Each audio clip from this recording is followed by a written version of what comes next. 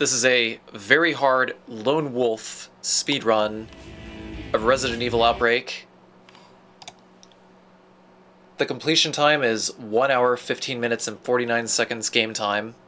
I added together all the scenarios. It was played on PCSX2.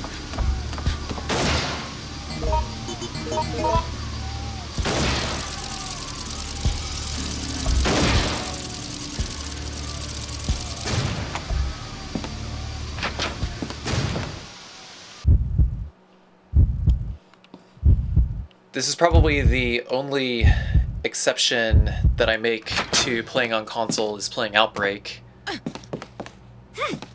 So first up, gotta watch out for that zombie head there. Popping through the window, trying to take a bite. Charging up the steps is faster than just straight up running up the steps. I'm trying to pick up healing items as I go along because in doing so, I can save myself from being stuck in danger, because this is a long run, and very hard on Lone Wolf means that you're not going to have any AI player characters to feed to any potential zombie problems that may arise. So for Outbreak, I chose Alyssa because Alyssa has lockpicks.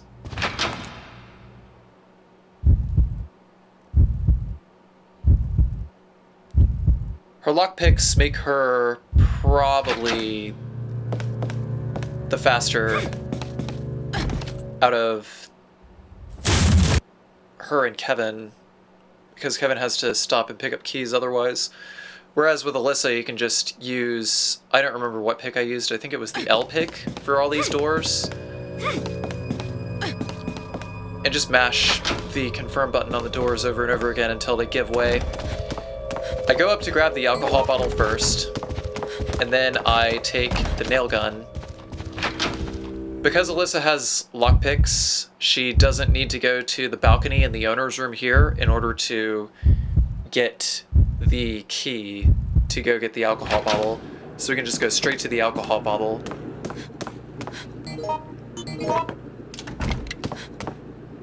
I chose to get the nail gun first to get the zombie out of the way for when we come back around. Otherwise it would have been a lot more difficult to grab the nail gun, and we need the nail gun.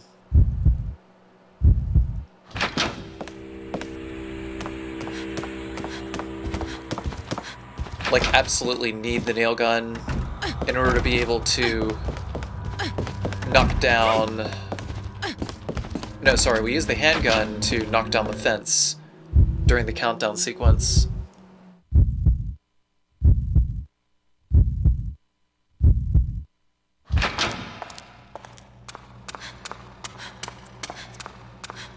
So if we were fast enough, we should have made it up before the rest of the zombies came. As soon as this camera angle changes, just do an unarmed tackle. That will hit stun the zombie enough.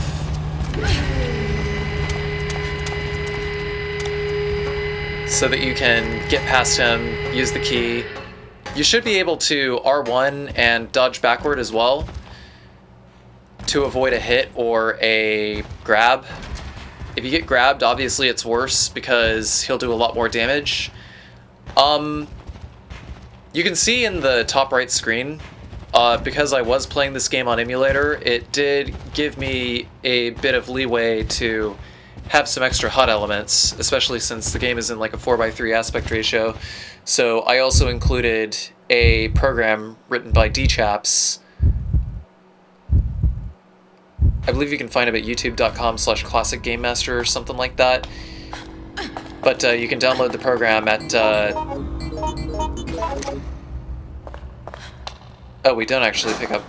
There was no handgun on the first floor. Okay, so we do need the nail gun to knock down the fence. My bad. But either way, this program displays your health and the current game time. You can see that the game timer pauses on load screens. You can download the program at speedrun.com in the Resident Evil Outbreak section. I take that path over there to get the zombie to lunge. In getting him to lunge, it will actually make him stay in a recovery animation for an extended period of time, and that buys you enough time to be able to use the nail gun to shoot off the fence.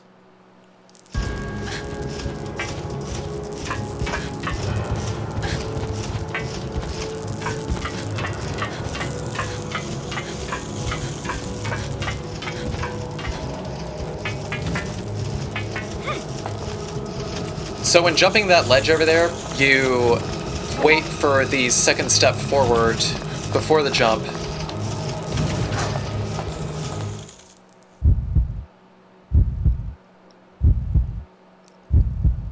And then once you hit the second step, that's when you hit the confirm button to jump. Gonna wait over here, unequip the nail gun. The reason I unequip the nail gun here is to make the dodge come out quicker, because otherwise Alyssa will have to do a much slower animation where she raises the gun first.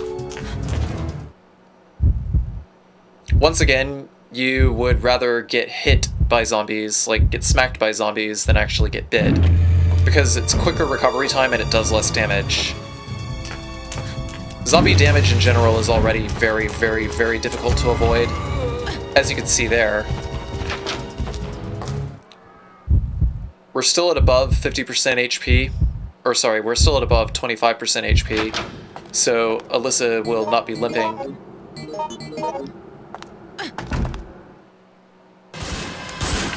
And that's what I pick up those green herbs for, because I want to have enough health in case something goes horribly, horribly wrong once I reach the Scissortails. Fortunately, Scissortail defense on very hard is not as hard as murking zombies around, because you can draw all the Scissortails aggros and just let Raymond do all the dirty work for the gate in the next section coming up. But for this section, start with the rear police car. It's probably not the faster strategy, but I generally go for this.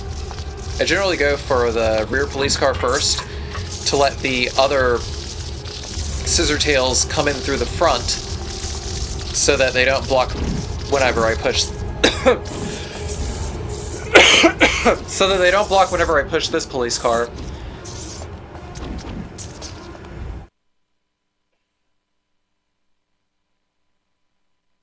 Oh god.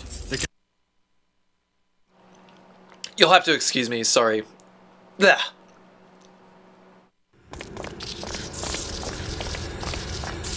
This is actually being recorded live on stream. Hi, chat. So I'd already been talking, running my app for like 6 hours, so that's why I'm like coughing and stuff. You'll have to forgive me. Trying not to strain my voice here. But anyway.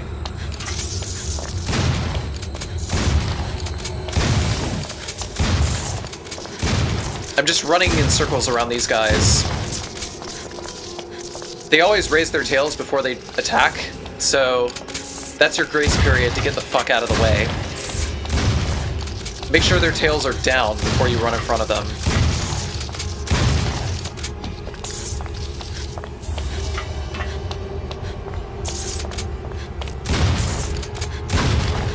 And just let Raymond do all the dirty work for the door.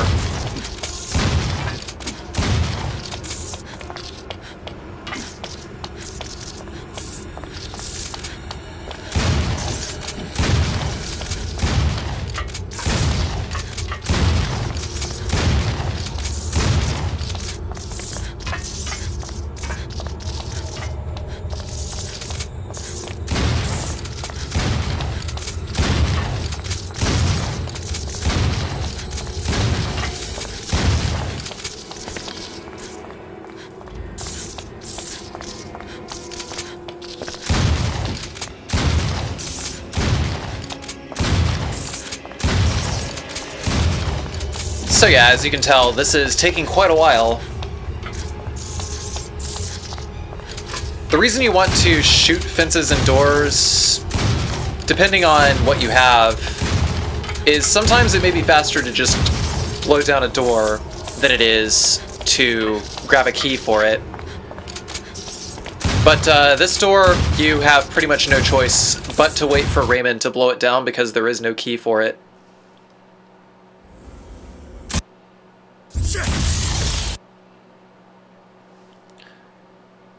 All of Alyssa's lockpicks all have a different speed to unlock certain doors, and some of these doors are like a requisite. For the lighter here, just run directly to it. Don't even worry about the Scissortails because, like I said, their tails have to be up before they can attack. So it's pretty easy to just push towards the lighter.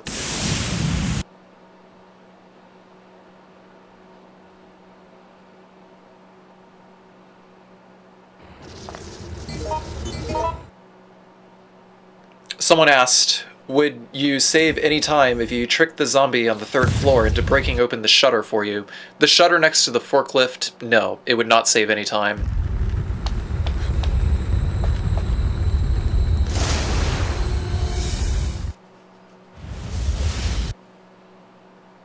I could have used the nail gun to shoot down the door, but really it would have helped none. It probably would have resulted in one less shotgun shell at best.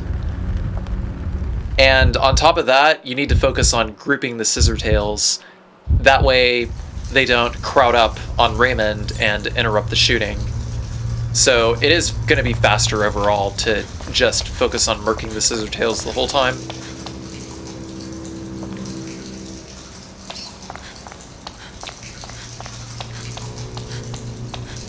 Earlier I tried to mention why I was playing on emulator, but then I just got caught up in the rest of the commentary. There's literally nothing happening here, so I can get on with that. The reason I play this game on emulator as opposed to console is because the PS2 load times are horrendous. And since it really doesn't affect anything to play on a platform, on like a non-Sony platform with faster hardware, or faster loading times, because the in-game time is all that matters. That is why I play on emulator. And also it's easier to set up netplay that way. I do own legitimate discs, by the way, in case you were wondering.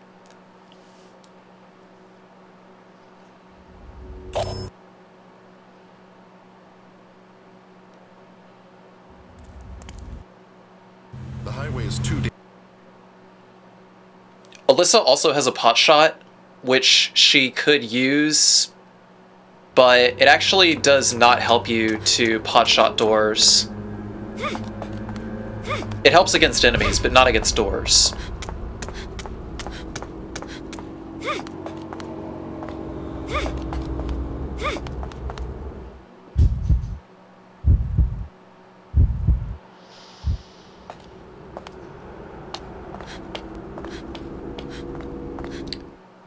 In order to complete the scenario quickly, you have to trigger this cutscene, then run back to Raymond and select yes in order to end the scenario. If you weren't already familiar with what a potshot was by the time you played this game, and chances are a lot of you still haven't checked out Outbreak, you should, by the way. It's probably tied with Resident Evil 3 for my second favorite Resident Evil game after Resident Evil Remake.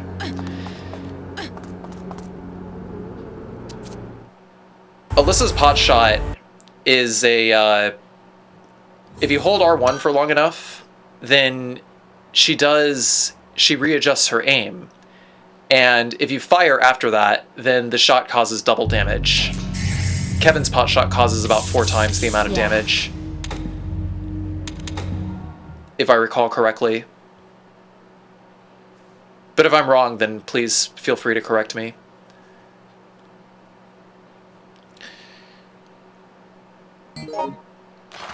So, below freezing point, I chose Yoko because Yoko is a player character, has access to the ID system in the Resident Evil 2 laboratory.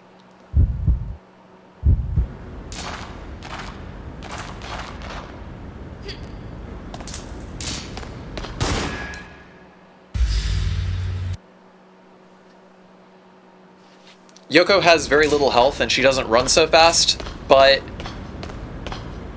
she can skip a large portion of below freezing point, being that she is a brainwashed Umbrella employee.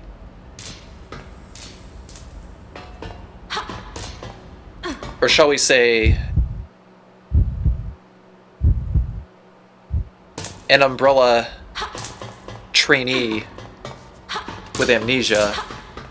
I'm not exactly sure, like, what Yoko's exact place in the Resident Evil storyline was, but it is heavily implied that her role as a student is actually as a student at various Umbrella training facilities.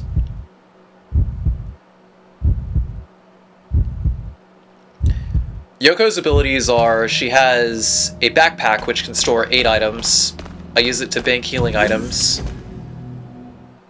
Very hard is quite the RNG fest if you're not prepared.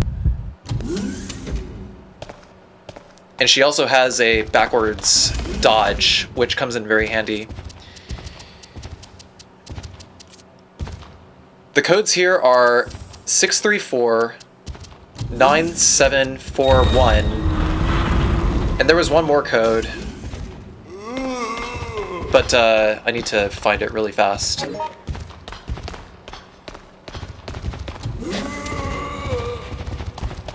If that zombie crowds up on you, just have your back facing him, and then after that, just tackle backwards, and you'll dodge it completely.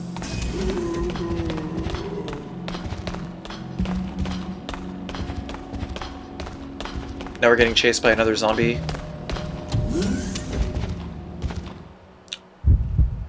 Well, this is embarrassing. I can't seem to find all of my Outbreak File 2 codes. File 1 codes, excuse me. You'll probably have to look them up on your own. But I will actually post a link to the Resident Evil Outbreak private server at obsrv.org, which has a cheat sheet for you to be able to find the codes if need be. So, anyway, grabbed the first aid spray.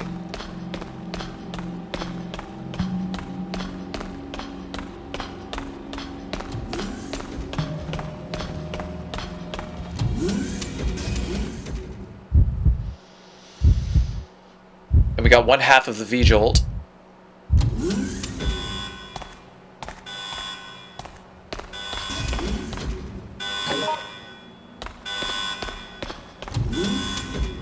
For this zombie here, he'll quick turn attack backwards, but you can run the opposite direction and still be fine.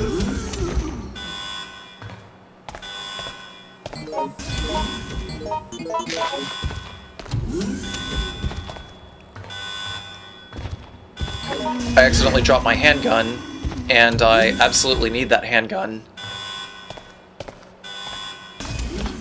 because I need it to take down a couple of pesky zombies on the floor above.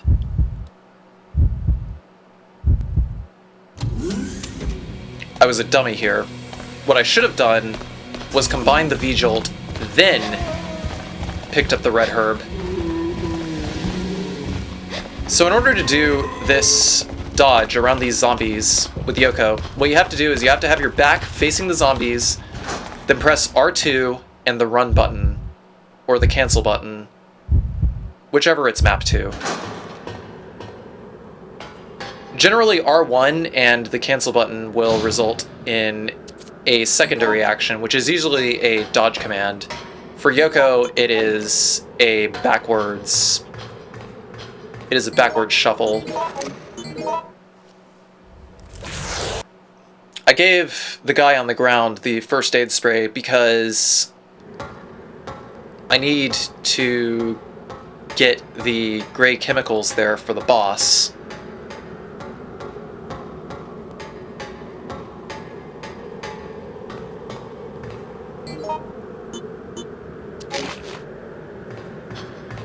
So we'll combine those, and we'll take more handgun bullets. I chose to go this way.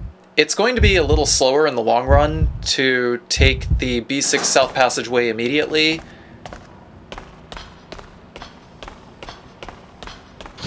So that I may... Wait, I'm thinking of B5. I'm sorry. I haven't run this game in a few months, so I'm kind of playing catch-up.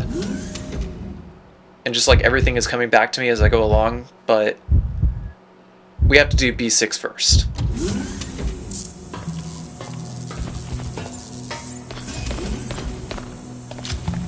So I'm pressing R1 to check the position of that zombie off screen. Of course we got hit. So 10 shots is generally enough to take him out.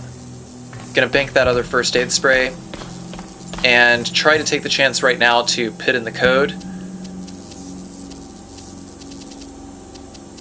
I was looking at my cheat sheet. The codes are either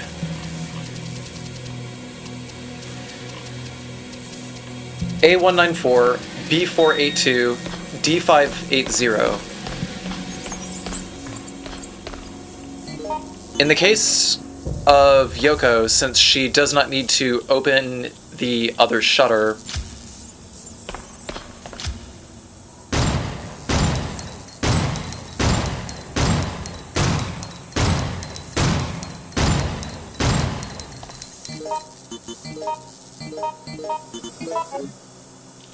all she has to do is put in one of those 3 codes.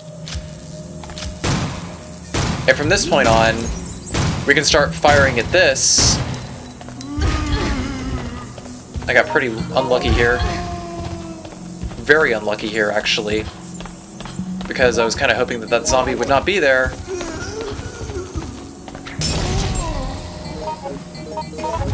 If that happens, we'll throw a great chemical at him and just go ahead and wail on him some more. We can get away with maybe losing 1-2 chemicals, and then we'll pick up the slack by hitting the boss with the train. So there's the valve handle. We're not even bothering with the wrench strat. Because in trying to go for the wrench, you also wind up waking up 2 other zombies that are in the hallway over there, so it's just straight up not worth it.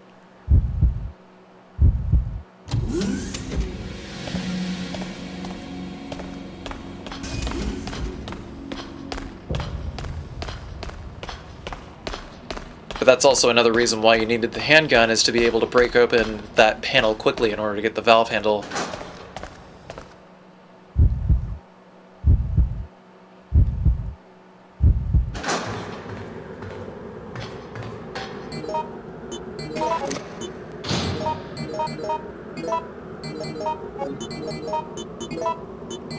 So I'm using this inventory space, this inventory section here, to pull out these other green herbs and try and get my health back in check, because zombies have the capacity to just outright destroy this run pretty much whenever they feel like it. And they almost did. Below freezing point is actually one of the larger hurdles for this run.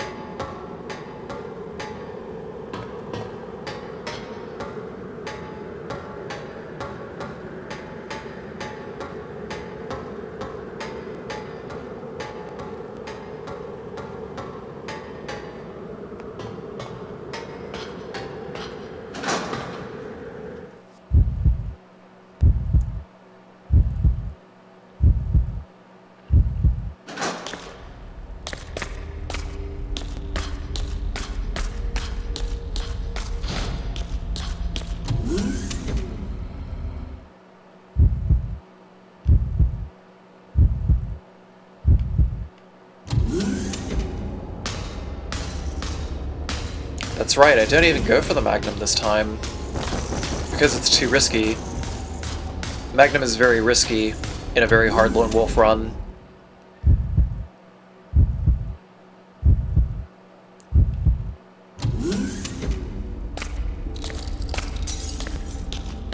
But it's okay because the Magnum really doesn't do any more damage than ramming him with the train or throwing chemicals at him. Doesn't really do that much more damage.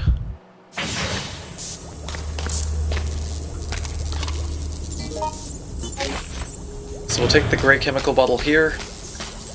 That puts us up to 5. Replace the valve handle with the hand burner. Take another handgun SG just in case. That way we can fend ourselves off against hunters if we're very, very, very unlucky.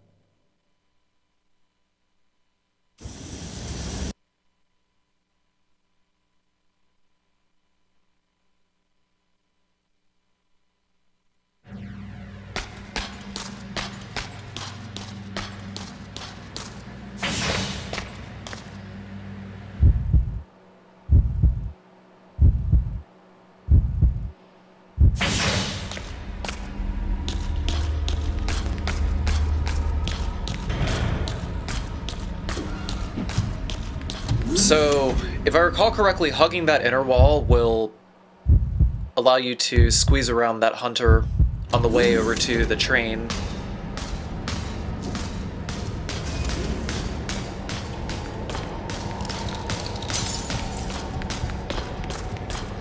Got pretty lucky there.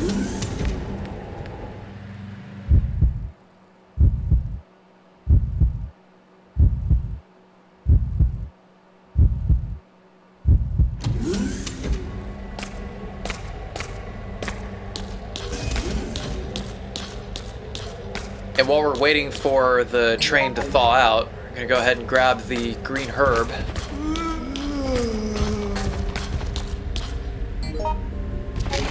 And also that one. Trying to get in here before that hunter finishes walking in. And we just made it in the nick of time. So now we can go ahead and use the key. And by the time we climb up on the back of the platform, the zombies should disengage. They can't follow you onto the back of the platform. Hunters can though, but if you were fast enough to get to the back of the platform before the hunter finished coming into the room, then he would not track you all the way back there. You would not have drawn his aggro.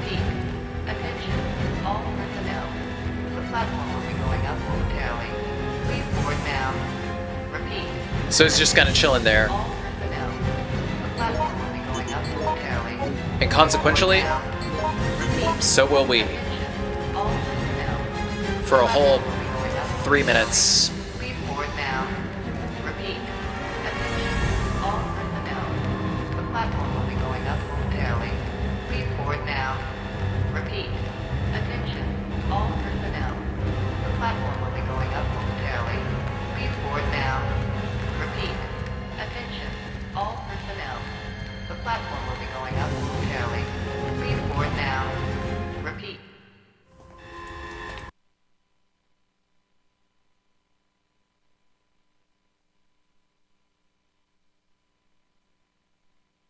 Attention, all personnel. The platform will be going up momentarily. Please board now. Repeat. Attention, all personnel. So some of you who have never played this game before might be wondering what the gauge is in the bottom right. That's the virus gauge. What it is a countermeasure to keep people from spending too long on the servers. Once the gauge reaches 100%, then you die. If you're playing online, then you turn into a zombie, and you die in about 3 minutes. There are things you can do to slow the infection, and even cure it outright at the end of the game, when you have the daylight serum, but for the most part, you generally shouldn't have to worry about it, because they're all designed, the scenarios, they're all designed to be completed by the time you reach around 50%, 50% virus gauge on an average playthrough. Attention, all personnel. The platform will be going up momentarily. Please board now. Repeat.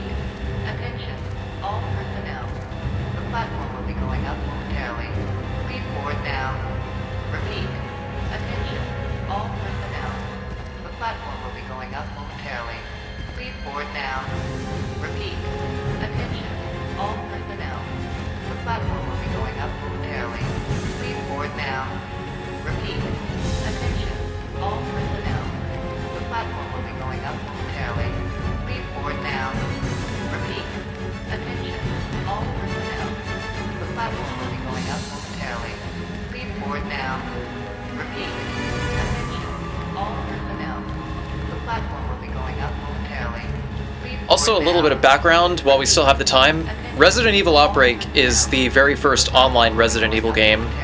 It came out on the PlayStation 2 in 2003, 2004, I think.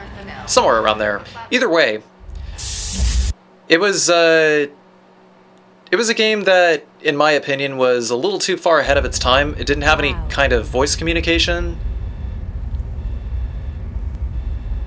But the mechanics and the multiplayer were great. You can't play online on the official servers anymore, but if you hack a copy of the game, then you can play on a private server, which was made with packet captures from the Japanese server. But anyway, we gotta make sure that we have our bottle equipped. Bottle causes hit stun on this guy every time, so aim upward pretty much every time you have it equipped. And as long as you don't dally around, you'll be able to stun loop this guy for a while. But, of course, I got interrupted by one of the little butt huggers that was sitting on his back. And I wound up accidentally throwing it away. So, good job. Good job, Carci. Good job. That means that we had to go an extra cycle against this guy. Of course, I didn't even really bother to complete another run of this because it was already insanely hard to complete this once. So if anyone wants to try beating the run themselves, they are very welcome to. So because I ran out of ammo here,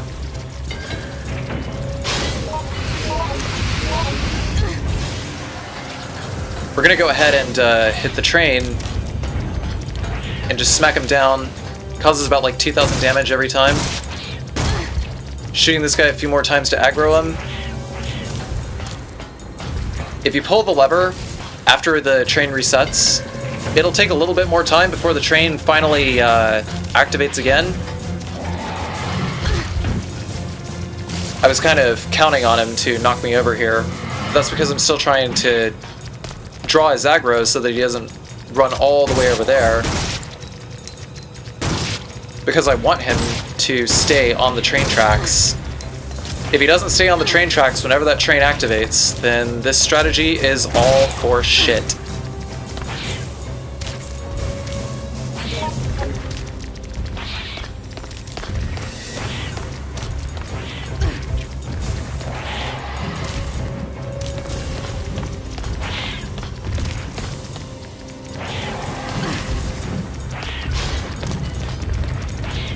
So you can hear it, there's the train again, trying to hang out in this corner over here. Finished in 1606.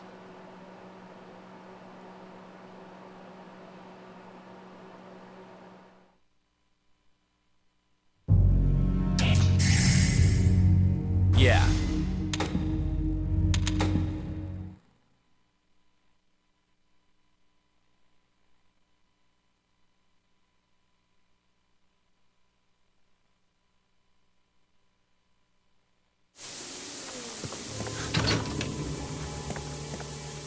Oh, I apologize if I surprised you. Please, do not be alarmed. I'm a doctor in this hospital. I must say that this hospital is not an ideal place to take shelter. It's not as safe as it may look or sound. I myself have decided to get out of here as soon as possible.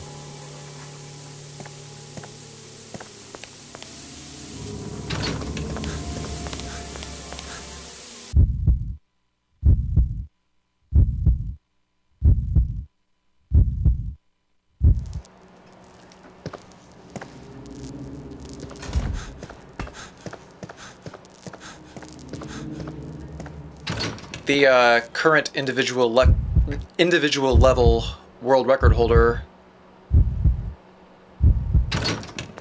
for all of these scenarios on Very Hard Lone Wolf, who could be found at youtube.com/uhtrance. Actually, just let me know that there was a faster way of dealing with the G embryo, but I'll get to that later, probably. Either way, so grab the handgun and just go ahead and have Kevin kick the leech man.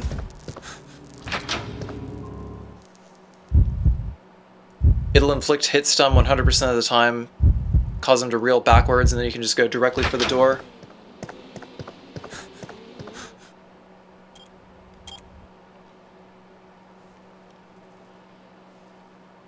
This is a particularly difficult level because a lot of zombies in tight quarters,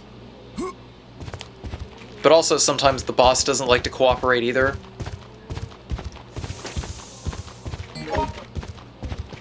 I took this blood pack here to make it easier for the section in the basement where you have to enter in the codes. Took advantage of some iframes there to get around that nurse.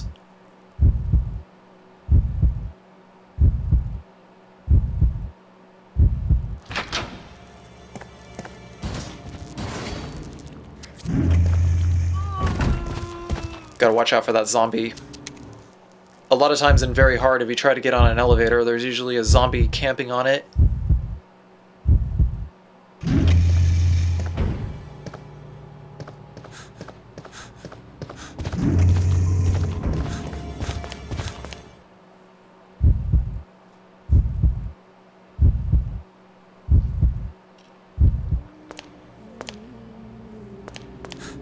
So now we're going to grab the other key card.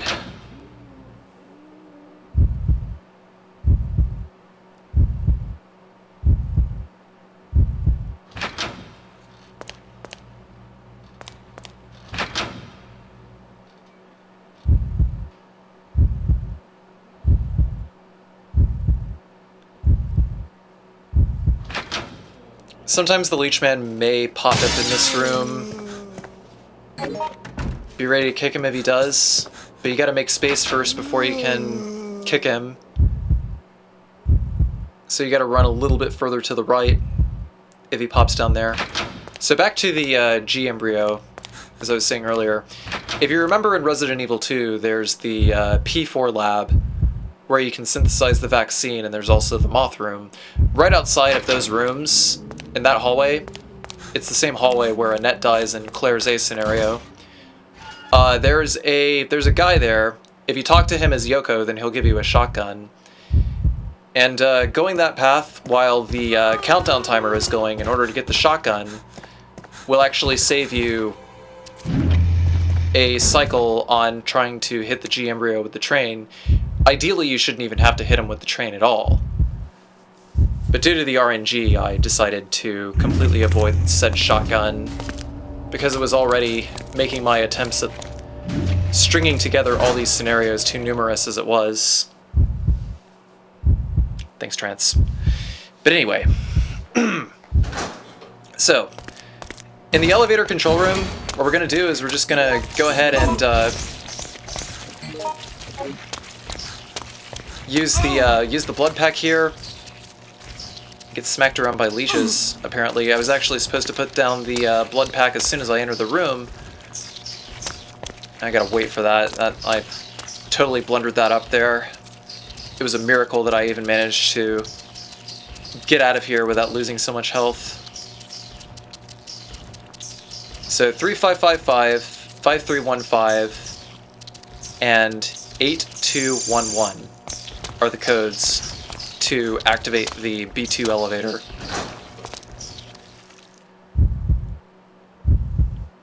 The hive is fortunately a very short scenario, pending RNG. We're going to try and use that keycard as quickly as possible so that we have active iframes. That way we can tank that hit.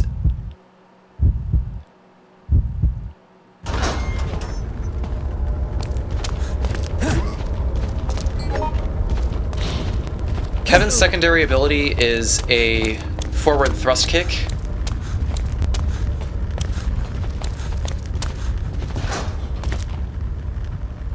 Which can stun zombies and make them go backwards. It's faster to activate if Kevin does not have a gun equipped.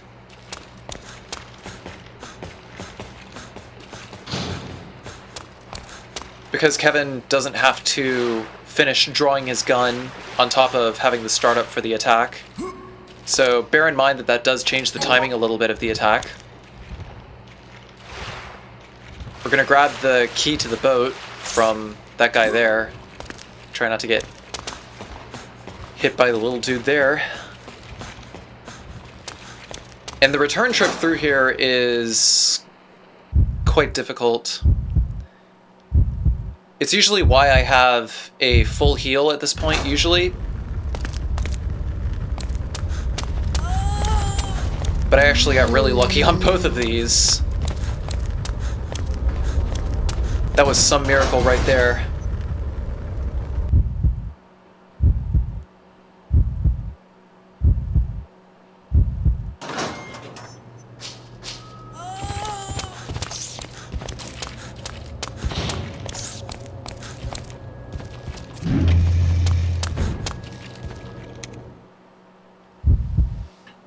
Then we're going to take our asses to B2.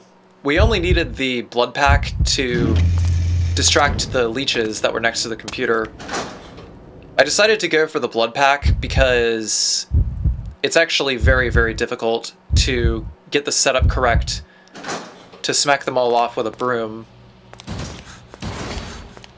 And on top of that, the broom doesn't always kill them, so...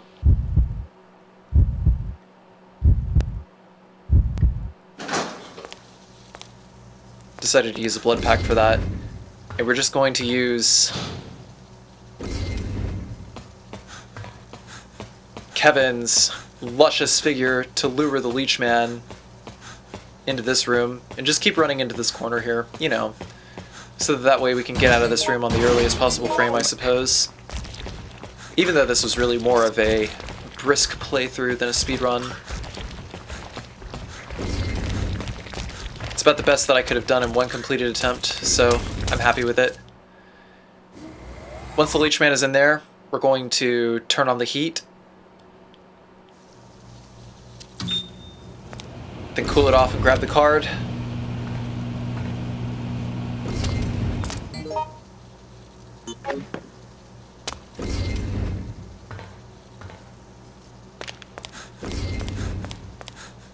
I'm keeping the handgun in my inventory as a backup strat,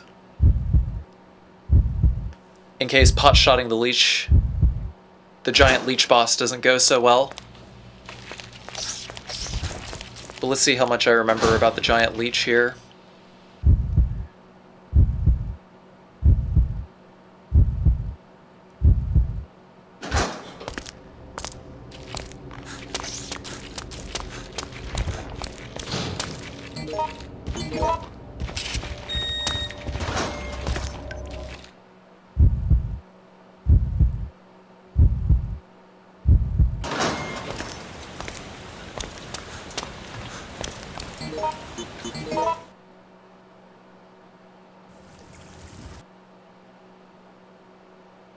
So we're going to open this fight with Kevin's 45 equipped.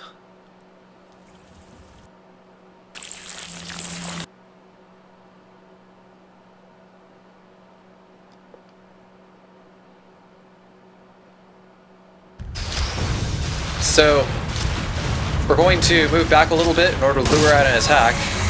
And then when he pops his head out of the ground a little bit, we're going to smack him with a pot shot. You may recall I was talking about pot shots earlier. This is pot shots in action. It does propel it backwards a little bit, so I had to move back in so that he didn't turtle up and go underwater and try to smack me with tentacles from a long range. But if you nail him with 6 pot shots, then it'll kill him. And the average clear time is probably going to be around 6 minutes or so. Somewhere between 6 and 7 minutes. Pending RNG, because you have to wait a while for the Leechman to go into the temperature-controlled storage room. Yeah.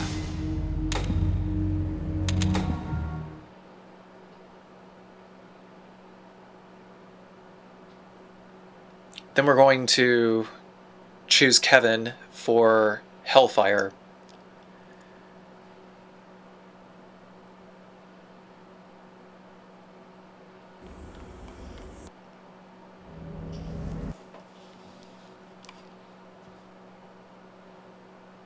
A good half of the run is actually decisions.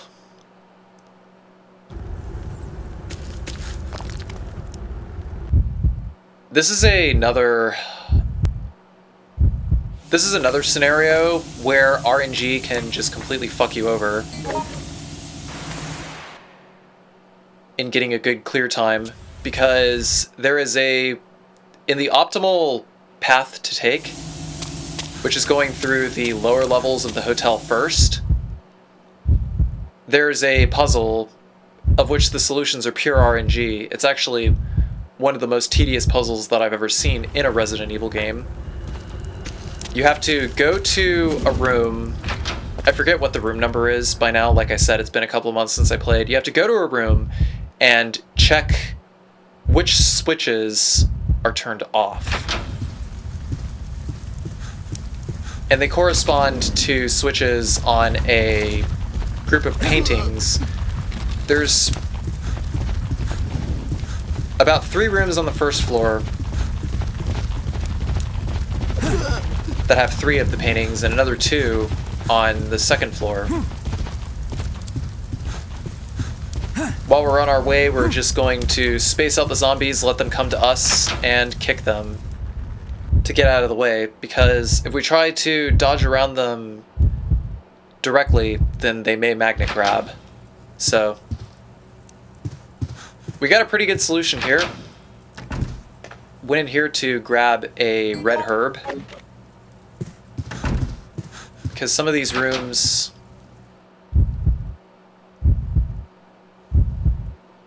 have green herbs, but it was switch 1 and switch 2, so it means we need to go downstairs. I recall it was downstairs, but I forget which rooms it was. But I'm pretty sure the rooms were on the far end.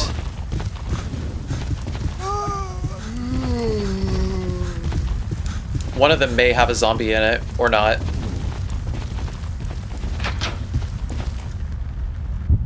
Room 102.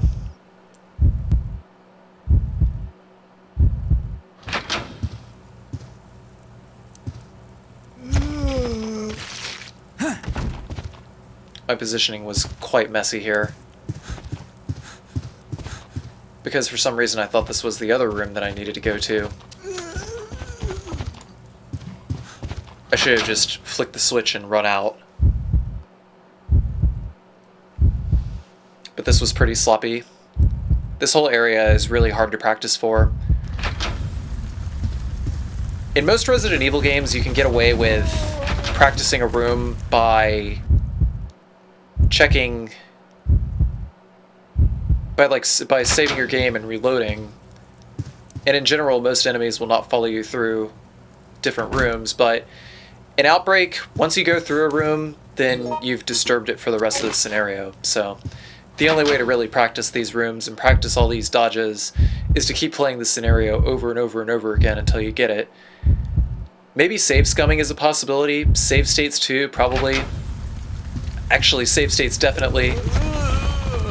But practicing on console is not such an easy option. I did not do any save state practice with this game before I started doing this run, so That's why my quality of play is not so good.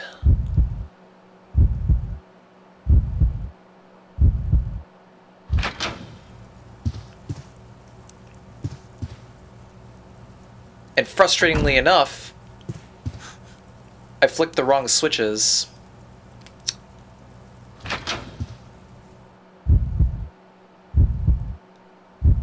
I'm not sure how I did that, but I did.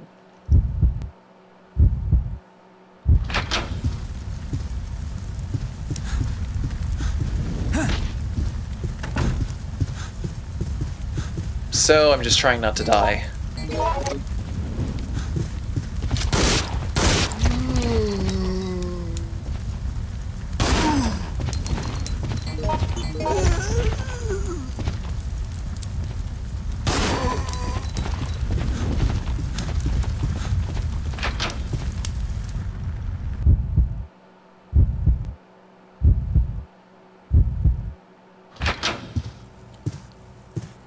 This puzzle is goddamn stupid.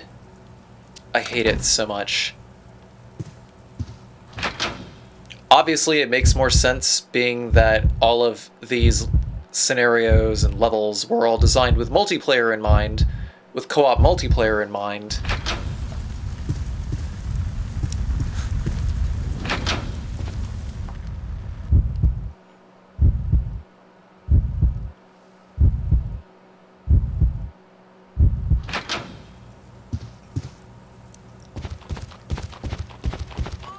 But whatever. I cleared it, so shouldn't worry about it. If you're still in first person on that switch, you can actually get gain invincibility frames.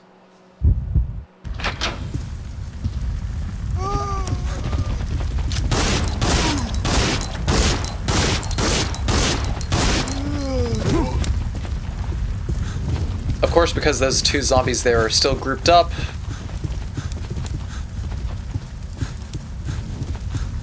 I had to use my gun to clear them out of the way.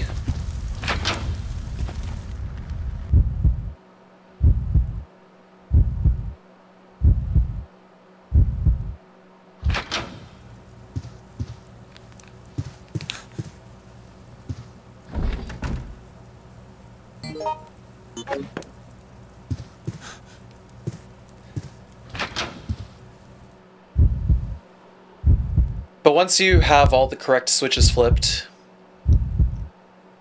then you get the gold key.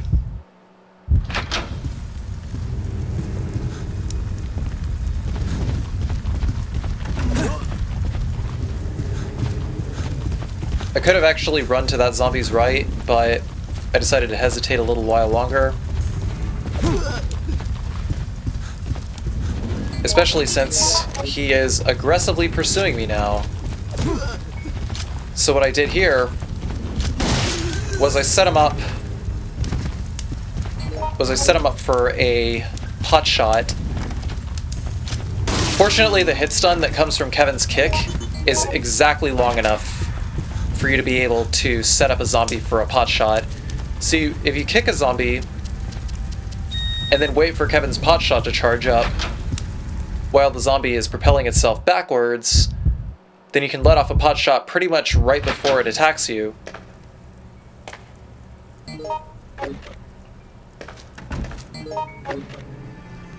So consequentially, I had to grab the 45 auto ammunition sitting in this room here.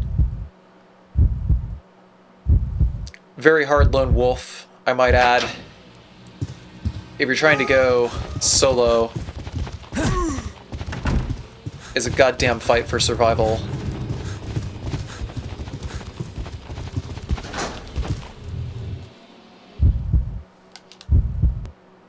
Because each of these enemies can behave very differently every time you run the game.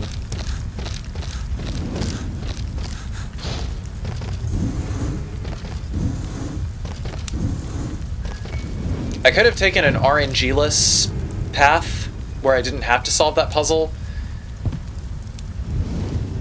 but I think the reason why I chose to do it this way was to get myself used to doing it, because normally I ran the other route where you climb up the ladder and you fight the crows, but I think I also would have liked to deal with zombies instead of dealing with crows, because you don't have an L1 button to lock you directly onto bird-type enemies like there is in Resident Evil Outbreak File 2.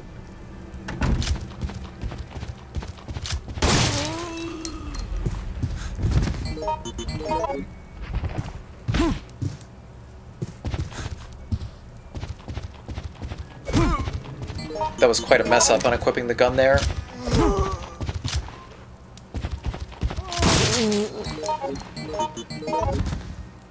I'm not even sure why I was doing that. Probably to make my kicks come out a little quicker. But really, with as much ammo as I had, I probably could have gotten away with, I don't know, maybe 2 more. No, there's no way. There's no way.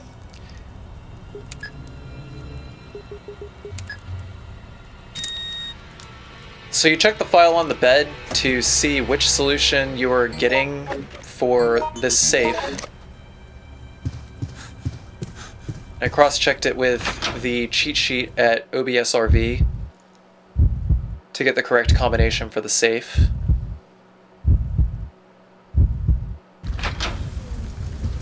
The solutions for the puzzles are all random, just like in Resident Evil 3.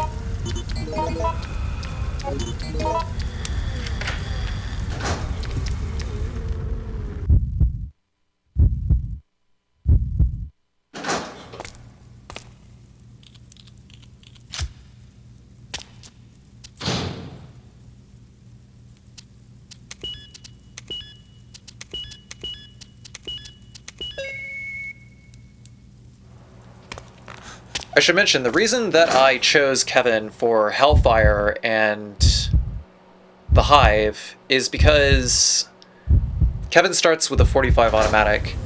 Outside of being the character with the fastest run speed, his 45 automatic is necessary for use against the bosses.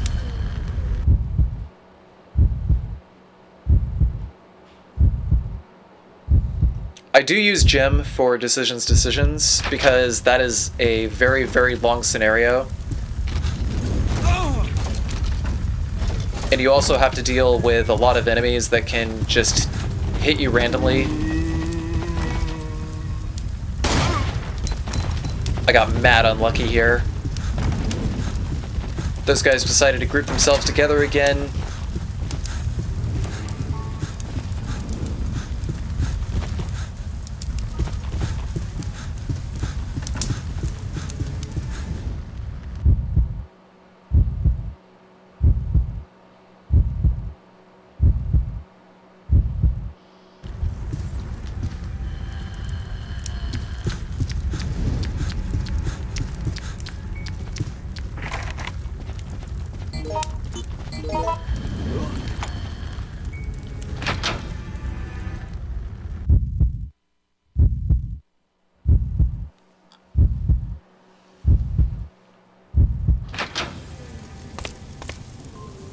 So once we have the silver key and we've turned on the power, we can grab the jewel and then return to the security office to open the path to fight the boss.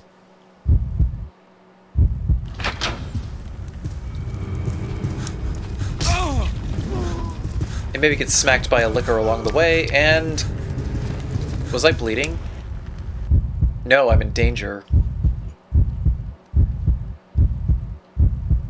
So as you can see,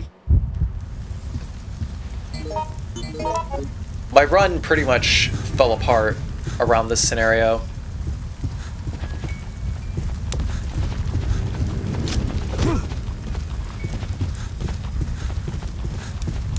We don't gotta worry about punching in codes, so we can just kick that guy and get around him.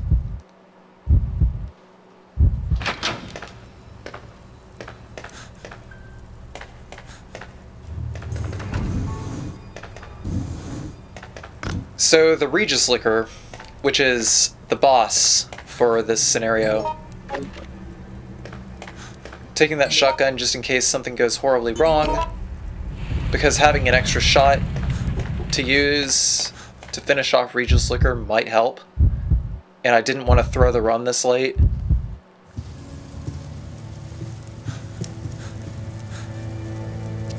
This was during my week of Outbreak, where I was trying to learn Outbreak Very Hard Lone Wolf, and this was, once again, this was my first completed attempt. So I'm using a lot more safety strats than usual, because I'm concerned about actually completing the run. So we run center, and then we hold up. Actually, we're not supposed to get grabbed by her. Her recovery time takes a lot longer after she grabs you and throws you back, so that allows you to run under her. With the correct setup, you could actually just go ahead and run under the boss.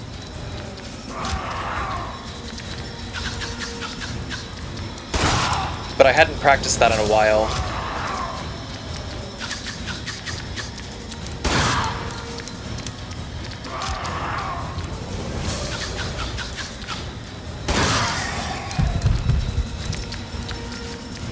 So with the Regis Liquor, you could actually see the metamorphosis from Crimson Head to Liquor.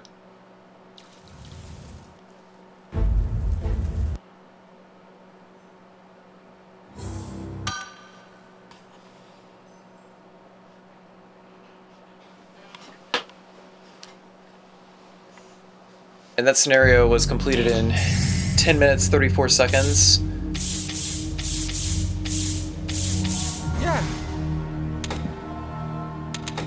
It's okay if I take a little bit of extra time in these menus, those don't count against me. So, choosing Jim for decisions.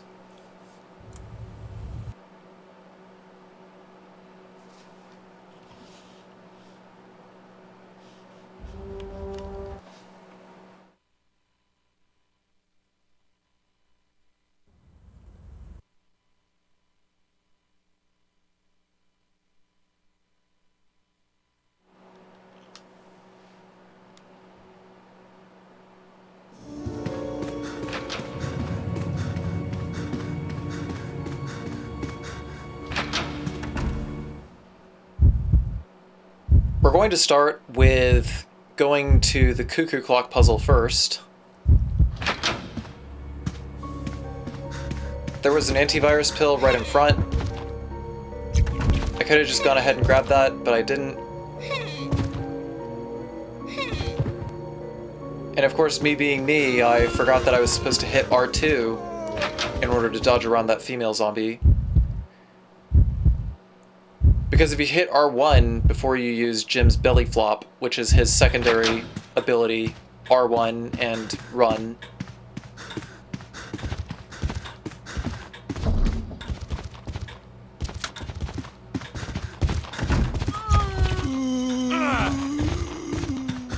then he actually gains full invincibility.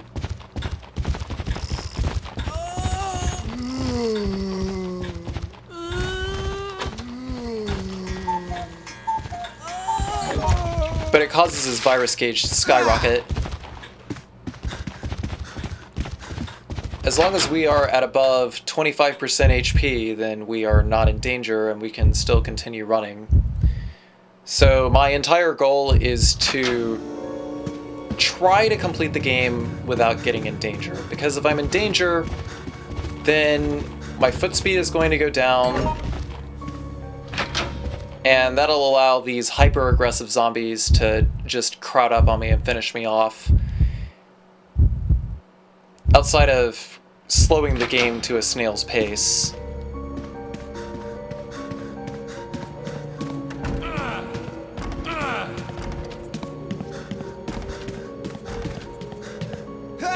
Here I am looking for healing items, because I can see that I'm at 750 health.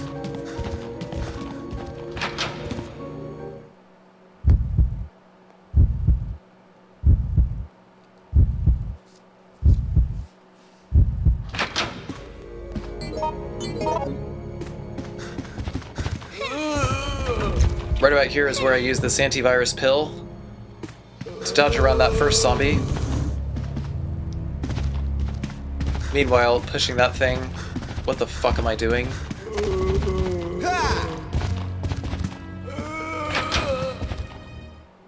At this point, panic. Sheer heart attack. How could I have gotten this far and fucked up this run so bad?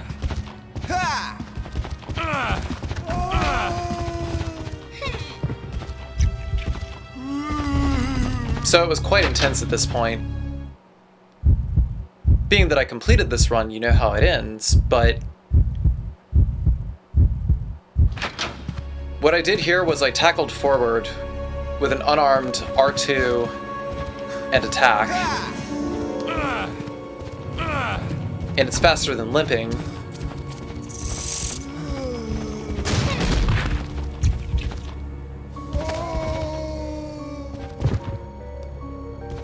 Once again, more panic. And it was a goddamn miracle that I was still able to keep standing up. Because usually, once a zombie knocks you down and you're at 1 HP, then you get life alerted. Your virus gauge skyrockets, you will not be able to get back up. At that point, it's game over. So, it was almost game over for me.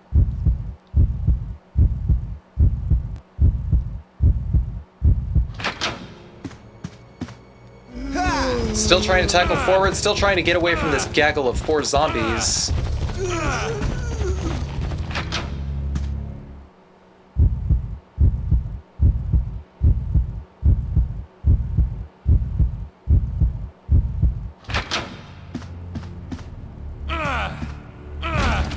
Tackle forward twice, get to the door. This whole time here I am, trying to think of exactly how many tackles I should use.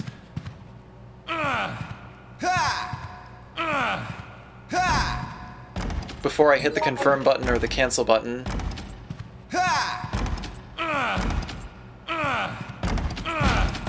And because this is Outbreak File 1, I can get away with opening the door. The zombies will pour in off screen, but Jim will just go right through the door because he has full iframes on the door. In Outbreak File 2, if an enemy comes through the door while you're opening the door, then you will probably take damage, but this is Outbreak File 1. And once again, here I am just trying to get the fuck out.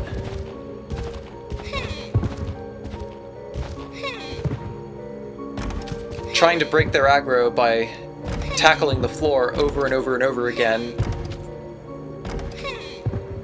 It was safe to say that my party almost got canceled here.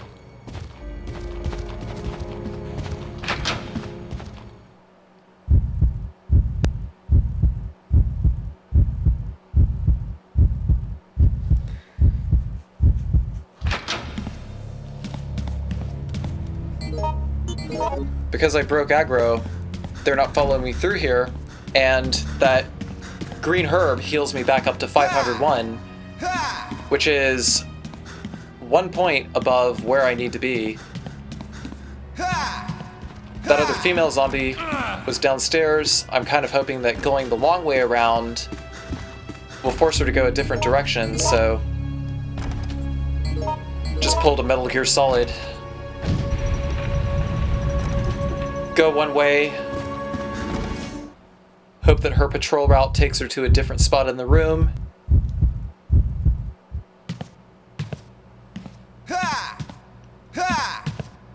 And now we've made it to the big time. The big juncture. Grabbing the large antivirus pill, which we need for the bees.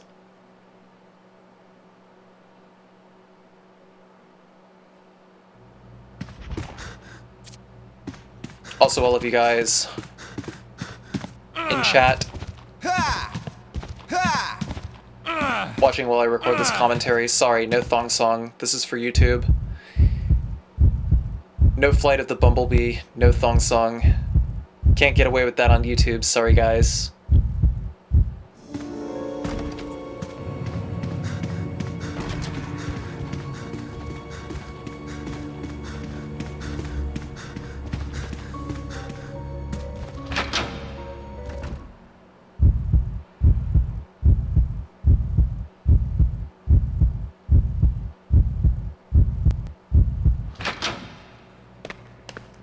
As funny as it is to blare Cisco at top volume when Thongatos enters the room.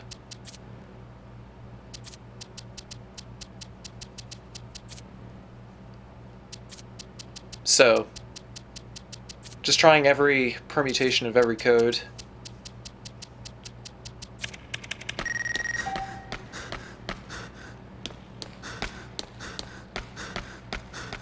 Turning on the elevator and heading straight for B4F. B4F? No, B2F. That's right, because this is very hard mode on Lone Wolf. So we have to go this way first. The path of least RNG is going to be... First up, talk to George. Get another antivirus pill. That'll allow us to safely murk around some more zombies at no cost to Jim's virus gauge.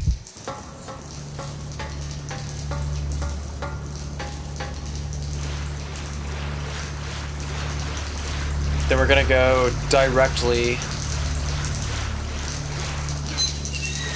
to get the key from the hunters.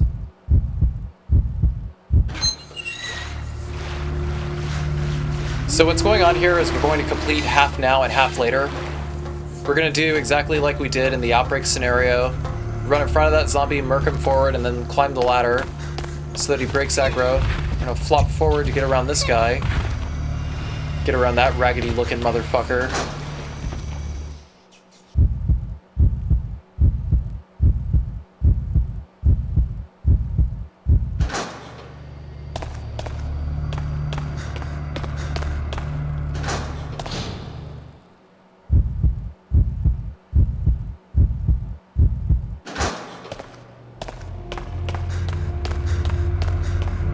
I would imagine that the reason the virus gauge skyrockets whenever Jim does a belly flop is to keep the player from abusing it.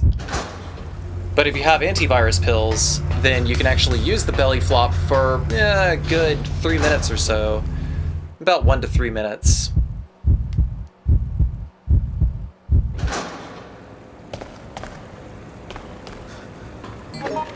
Trying to use as many green herbs as I can.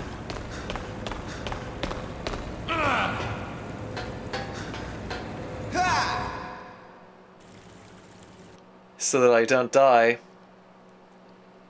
I gotta murk around these hunters here too, so that's another reason why I belly flop, because I didn't want to take a risk of the hunter swiping right.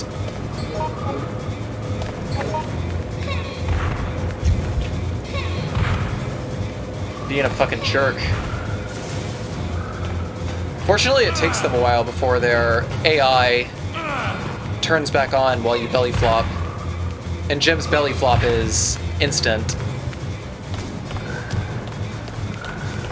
Once we've created enough room to start running, get the hell out of Dodge. Hunters in both Outbreak File 1 and Outbreak File 2 generally don't catch up to you. They're still quite cumbersome to get around, but they won't catch up to you.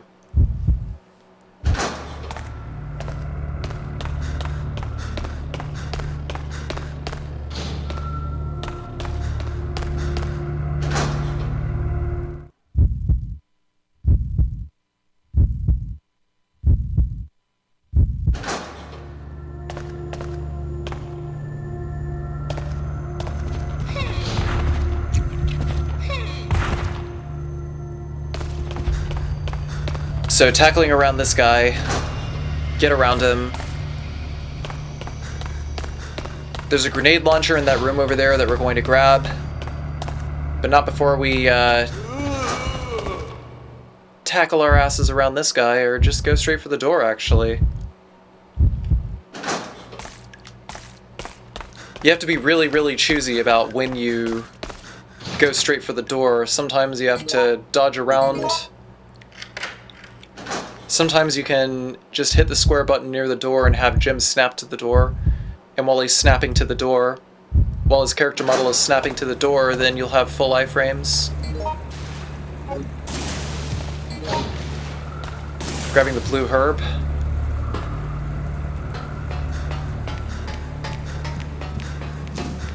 Hunter's parting the seas for Carcy.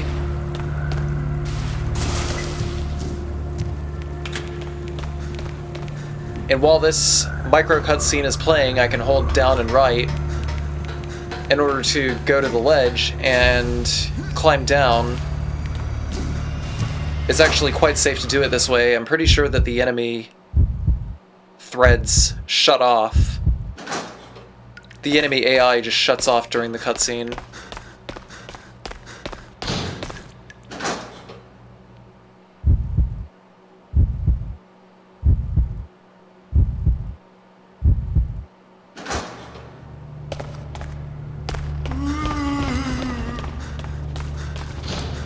So we're not going to complete the rest of B2 just yet. Instead, we are going to take a detour and go to B4, because if we try to shimmy across the pipes while those hunters are still there,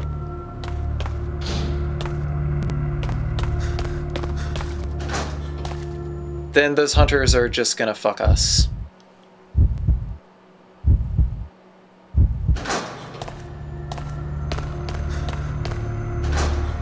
Fortunately, we can finish B4, get transported out to the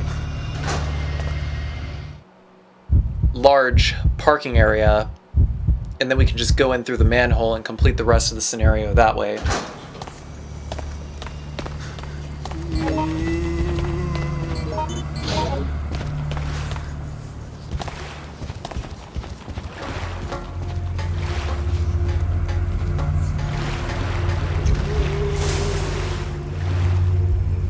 You guys didn't see that. That was a damage boost. Actually, that was really unlucky.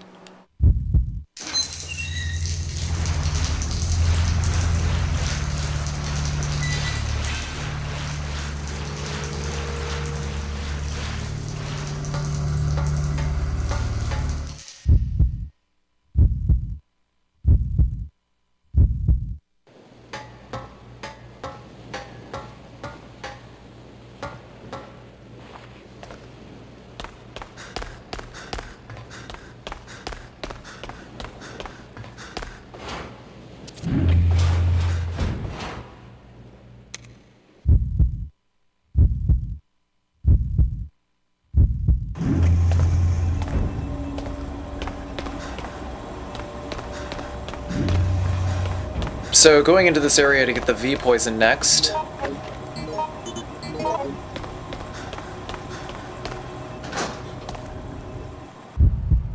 I grabbed the blue herb in case I got poisoned, because I absolutely could not afford to be poisoned.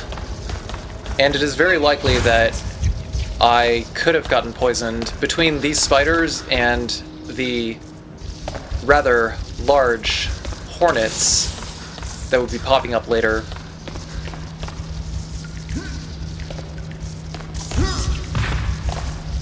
I wanted to avoid as many flub-ups as possible.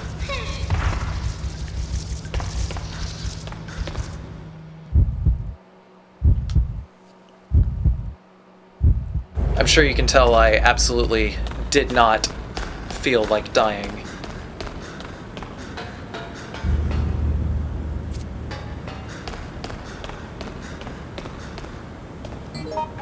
Especially this late in the run.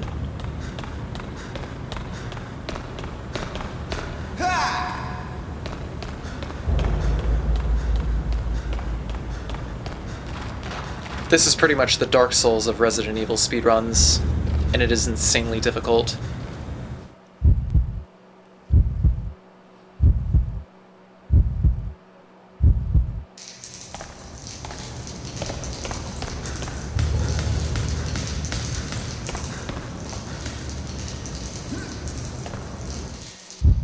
going in here to pick up the free first aid spray. There's more hornets outside. But I can't murk the hornets here because there's zombies in the subway cars.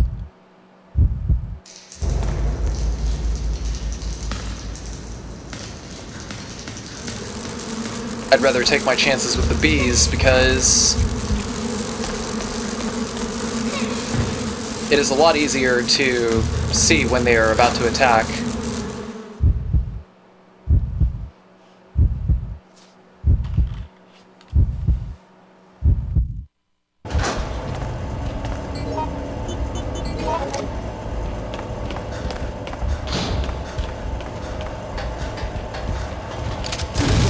So, for that zombie there, I'm gonna go ahead and completely remove him from the equation so that we can just go ahead and blow down this door.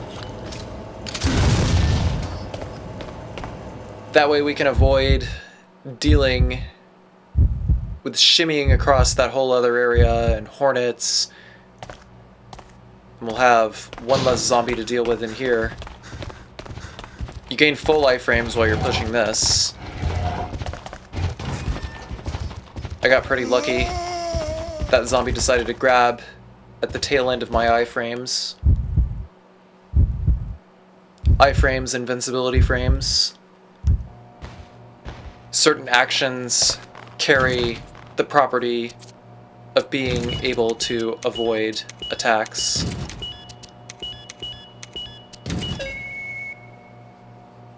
And not get hit. So, toggling that puzzle turns on the elevator to lead to the V poison.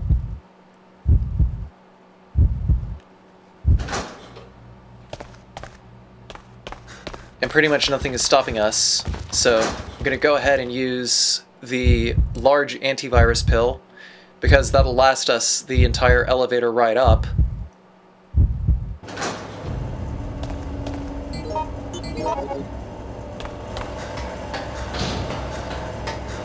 I unequip the grenade launcher here because it'll be a lot faster to belly flop this way.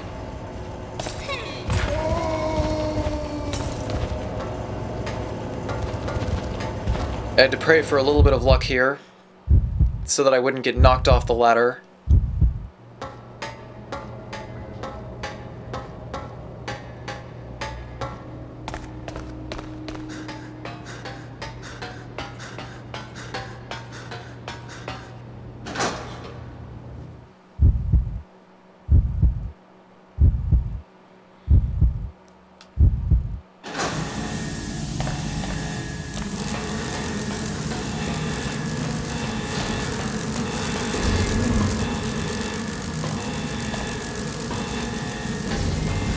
So now we have to ride an elevator with a bunch of pissed off Japanese hornets.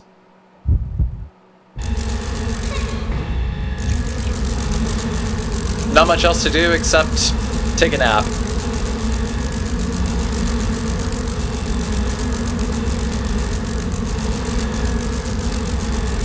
This is pretty much the reason why I chose Gem. Outside of the belly flopping, I can use the antivirus pill and just, you know, go to sleep this entire elevator ride up.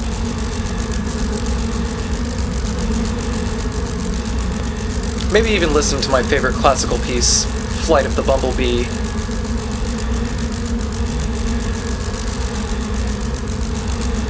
It's a pastime of mine.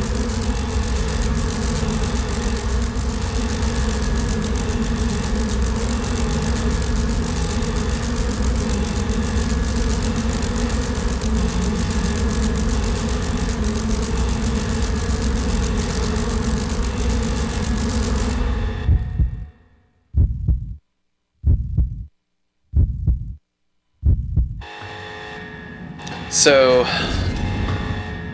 then we can grab the V poison and then proceed to finish the rest of the B2 route.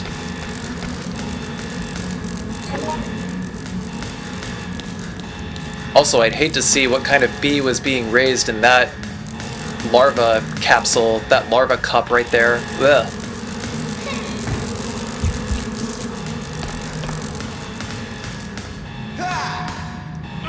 I gotta say though, Capcom did a pretty good job of making all these bees look pissed off.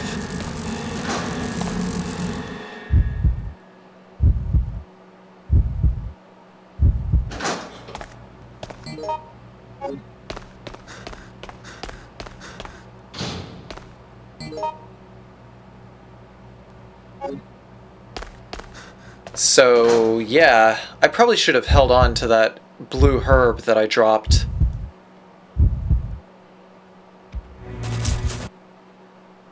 Suzume Bachi, the Japanese giant hornet. What a douchebag.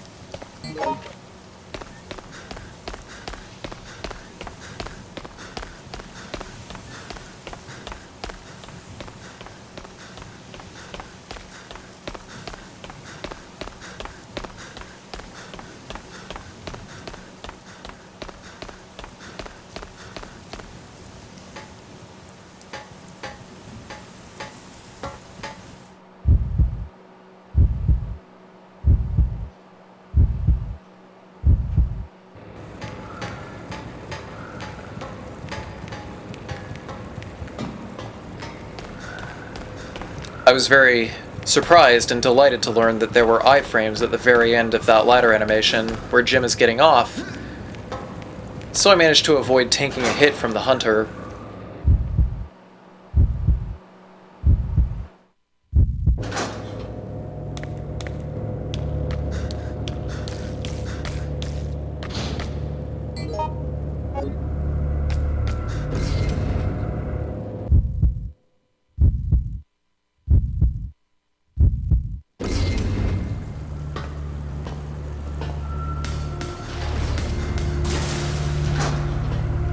So, going this way, this door to the water tank, the automatic door was activated, so now we can go up here and get the unbroken capsule for the P-base.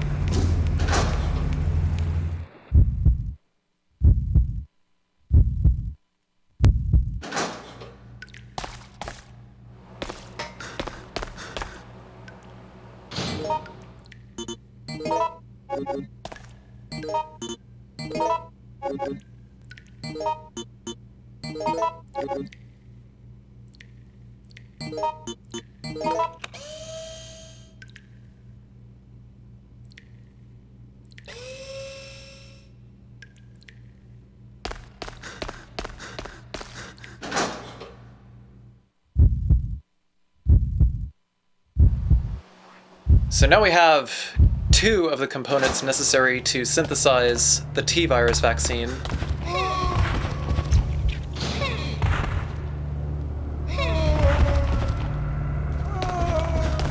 And now we're going to go all the way back and get the 3rd.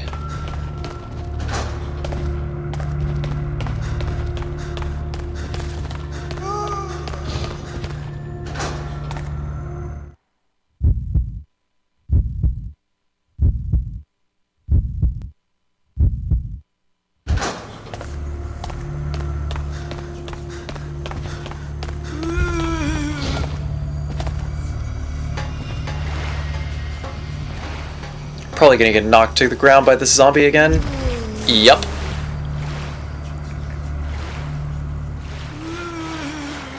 I was so lucky that he didn't grab me again, because that would have been danger. That would have been the end of the run. Fortunately, no enemies would follow me back through this passage.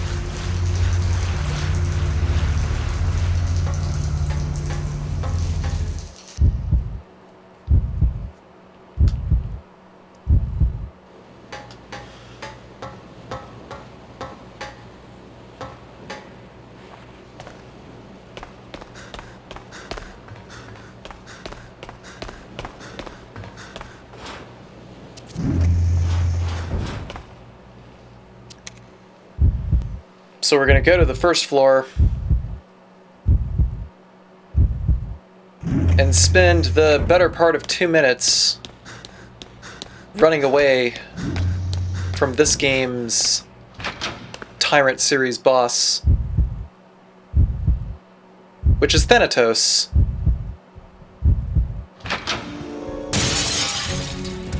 And really he's just an overgrown dude wearing a thong.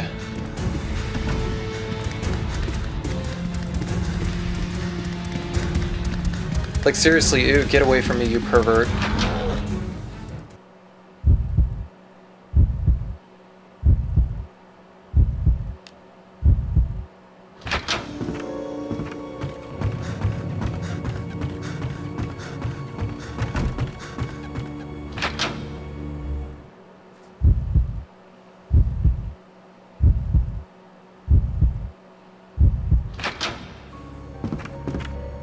Thanatos just has a propensity for exposing himself in public.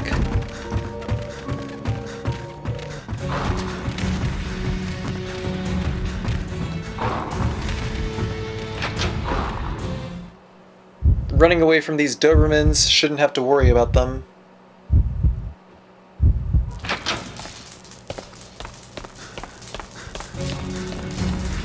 Dumps like a truck, truck, truck. Guys like what? What? Baby, move your butt. But, sorry.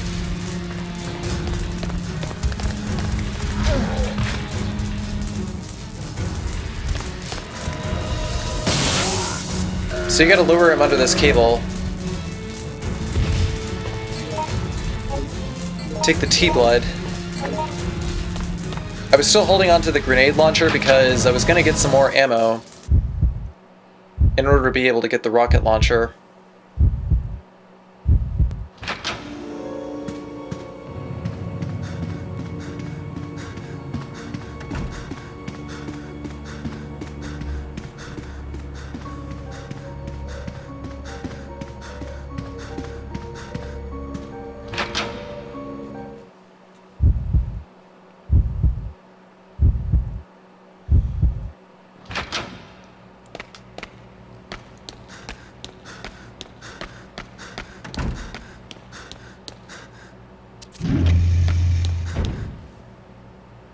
So, with all three components, we can now synthesize the vaccine. And in doing so, Jim can actually use his belly flop infinitely.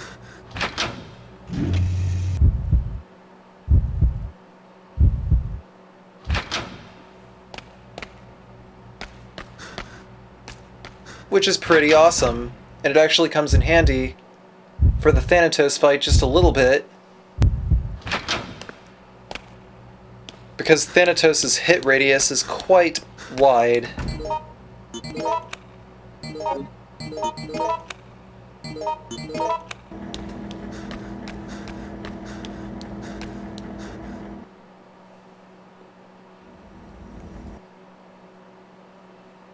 When he jumps up into the air, comes down, beats you to death.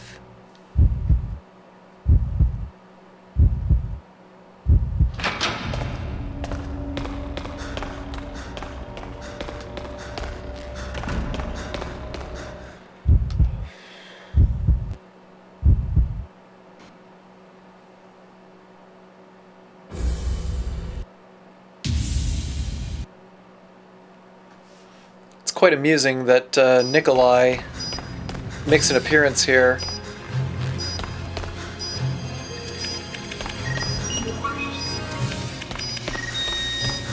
And then still has enough time to go back to the Dead Factory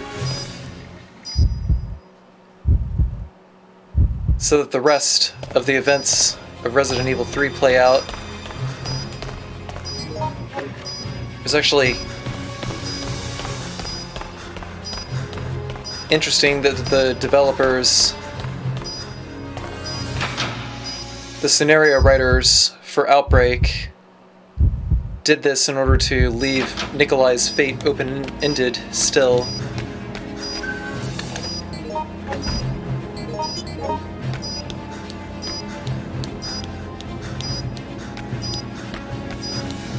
So while this countdown is happening, what we're going to do is we're going to stack ourselves up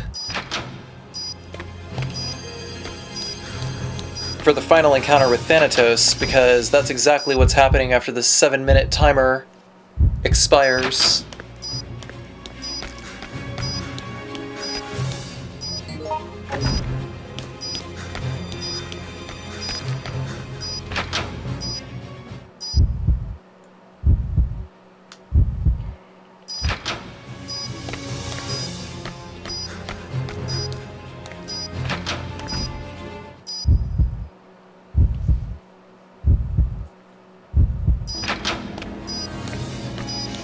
The vaccines come once every 30 seconds. We still have to wait for the timer to expire regardless.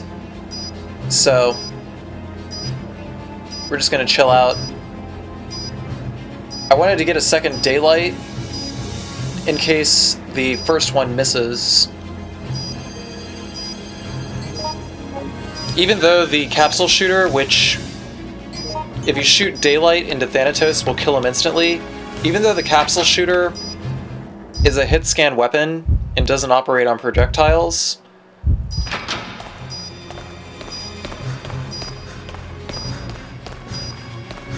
I still want to have a backup plan just in case, because the last two fights both revolve around getting 2 one-hit kills, because you have to fight Thanatos twice.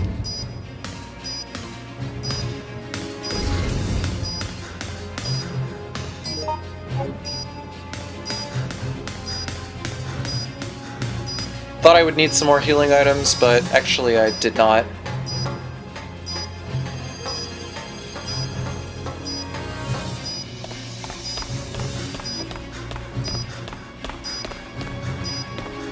So the only thing left to do is to go all the way to the parking lot and avoid dogs and Thanatos.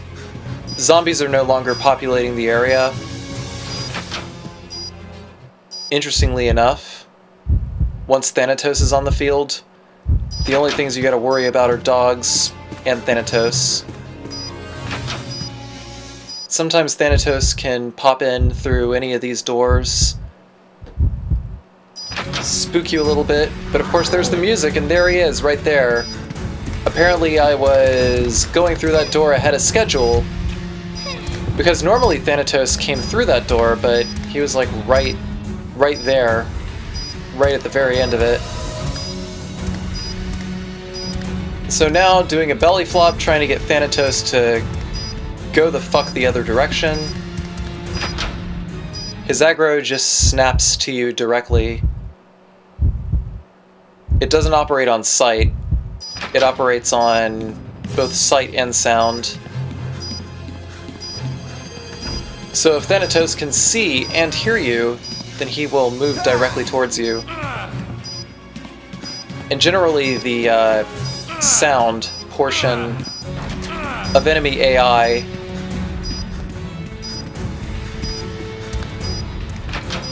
is all based on animation reads.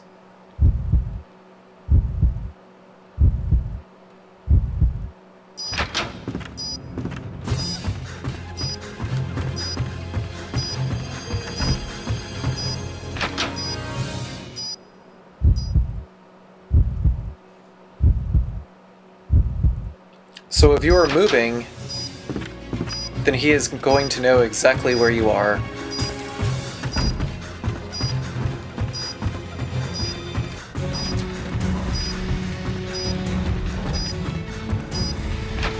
There's still just one dog, dog bashing through the window.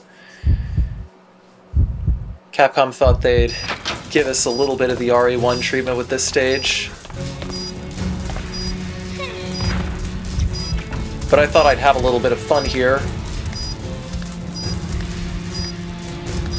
Let Thanatos push my hitbox around. Play around with collision boxes, as I like to do.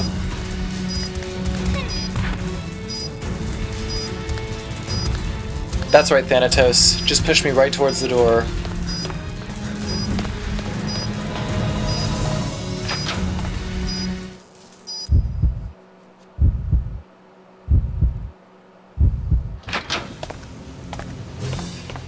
And right about now, there's 2 minutes left on the timer. We're gonna pick up these grenades here. That's 2 grenades. That's exactly enough to blow up in the locker so that we may get the rocket launcher, which is the first of the 2 one-hit kill weapons that we need in order to beat Thanatos. You'd never be able to stock up on grenades, or enough weaponry for that matter, to be able to beat Thanatos in a timely manner, so really your only option is the rocket launcher. And so we're going to wait for another couple of minutes.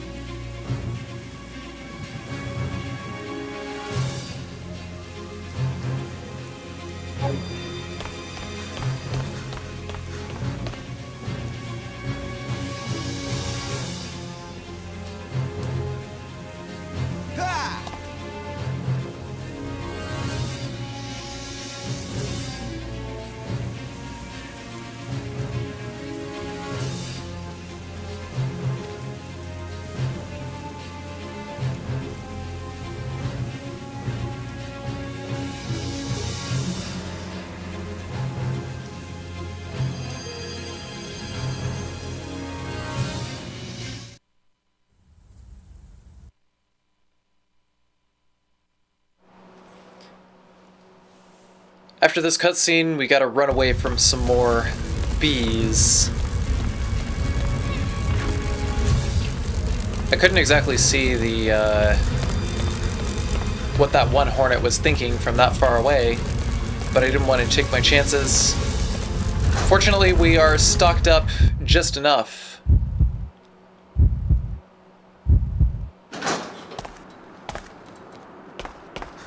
Now it's time to go have our way with the boss. But not before I grab these other grenades here really fast. In case, for whatever reason, Thanatos decides to tank one of my hits so that I can't grab the rocket launcher.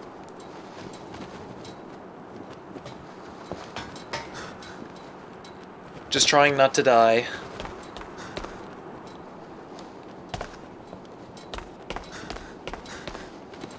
I wonder if this was the golden attempt where Thanatos just kicked open the locker for me. It might have been. I feel like it was.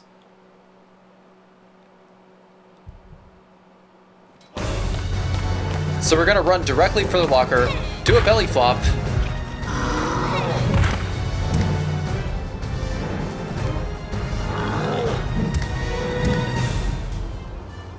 and just kind of wait for him to go away.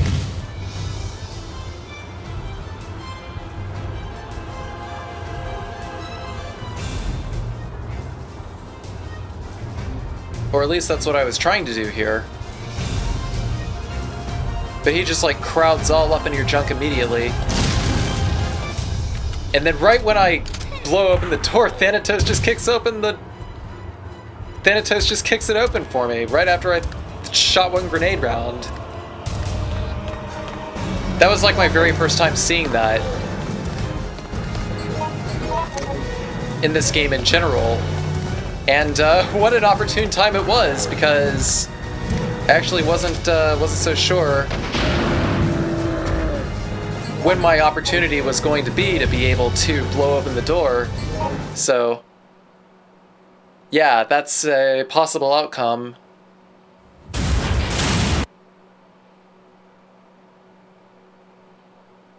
I was quite surprised.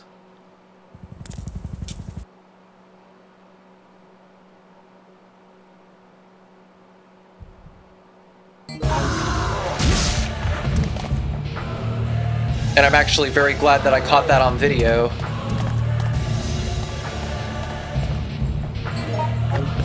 So now we're going to equip the capsule shooter.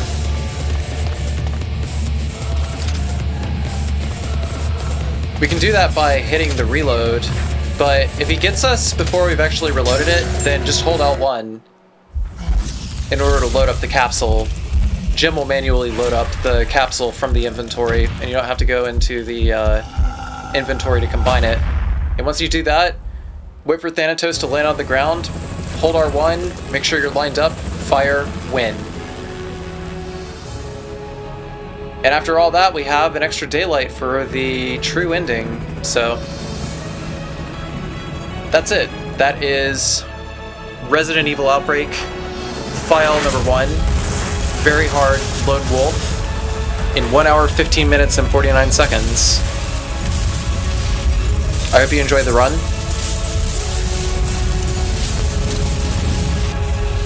If you like what you see, please be sure to like, comment, and subscribe.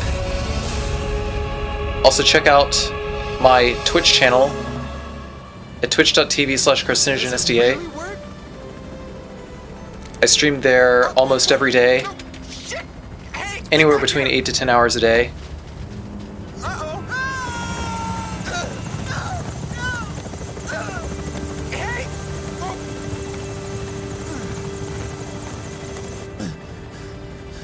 Thanks.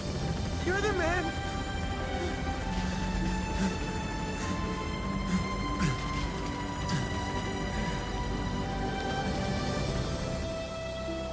And if you also want to further support my bad speedrunning habits, there are some more links in the descriptions that you can click.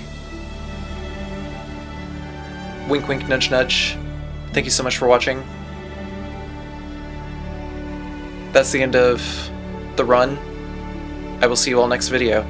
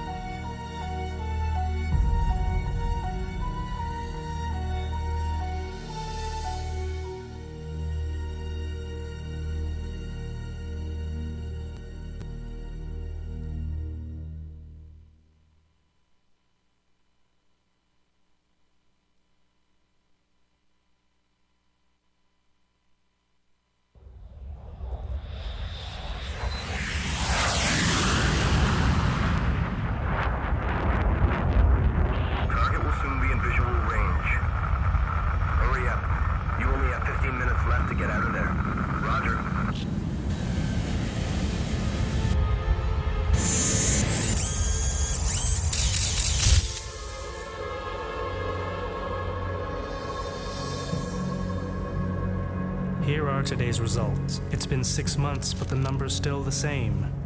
There's no way people could sustain life there. Not humans, no. Sir, there's a call for you from the head office. Put it through. We'll start at noon, as scheduled. Is everything ready? Yes, we'll be dropping 2 for each, beginning with sample T4. The rest will follow at 15-minute intervals.